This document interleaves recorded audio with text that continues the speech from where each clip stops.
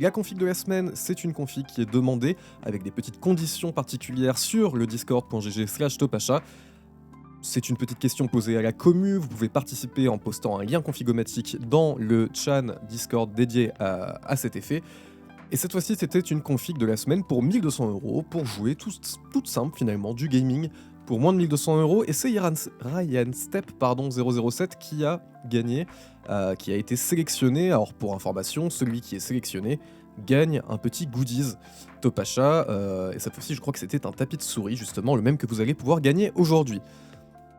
On va regarder sa config rapidement. C'était un AMD Ryzen 5 5600 en processeur avec une carte mère en MATX de chez ASRock, la Genward RTX 4070 Ghost, dont on vous a parlé maintes et maintes fois sur le site. Bien sûr, donc c'est une CG ultra performante qui est sortie il y a 3 semaines. Voilà, on vous en a largement parlé lors du live en partenariat avec Nvidia la semaine dernière. Donc voilà, bon, il a choisi de mettre de la pâte thermique. C'était pas forcément nécessaire, sachant qu'il y a un ventirad fourni avec le processeur et qu'il y a une pâte thermique pré-appliquée sur le processeur, mais si on veut avoir une pâte thermique qui est plus performante, effectivement, on peut en prendre une. En plus, il est toujours dans le budget, donc pourquoi pas. En RAM, il est parti sur de la DDR4 16Go, donc 2 x 8Go en 3200 MHz. En SSD, un Kingston NV2 1TB qui est en vente flash à 47,99, donc quand même un SSD de 1TB dans ce prix-là, à moins de 50 € pour du 1TB, avec ces vitesses-là, c'est quand même plutôt pas mal.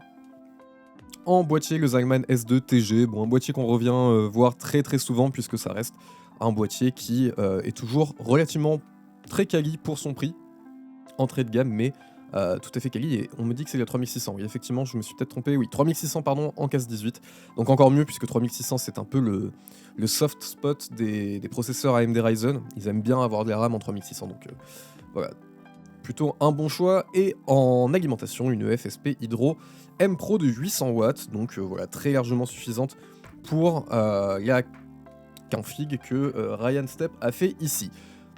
Comme d'habitude, je vais vous proposer une config de la semaine alternative. Alors, et comme d'habitude, je le redis, la config de base qui a été sélectionnée est excellente. Pour le coup, elle était vraiment très bien celle-ci.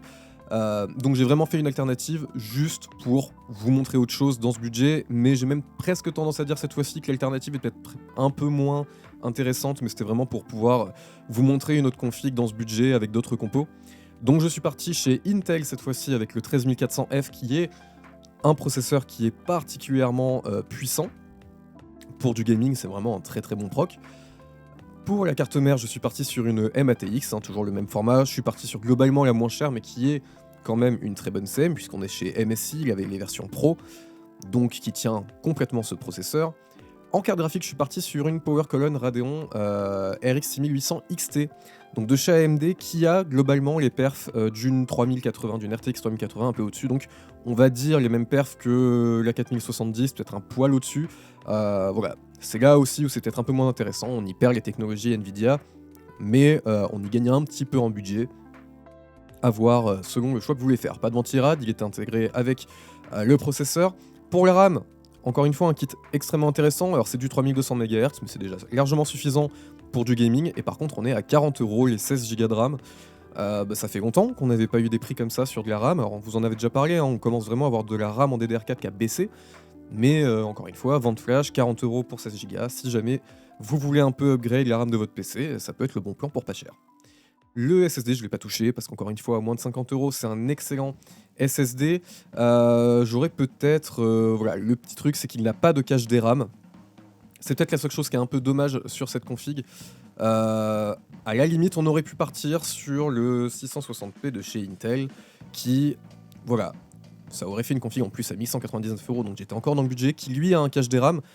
Et pour le coup, voilà, qui est tout aussi performant, un peu plus cher, mais avec le cache DRAM, et c'est pas négligeable quand on installe Windows dessus. Pour le boîtier, je suis resté sur le Zyman S2 TG, et pour la lime, une AeroCool de 750 watts. Encore une fois, c'était pour rester dans le budget, la FSP Hydro était quand même pas mal en 800 watts aussi. Ce sont des choix à faire, et c'était vraiment pour vous montrer, on va dire, une config alternative. Voilà pour cette config de la semaine. Comme d'habitude, si vous voulez y participer, ça se passe sur discord.gg/topacha. Les nouvelles conditions sont énoncées à chaque fois le vendredi sur Discord, et vous avez jusqu'au lundi, en général, sauf quand c'est férié bien sûr, pour participer avant la sélection de la config.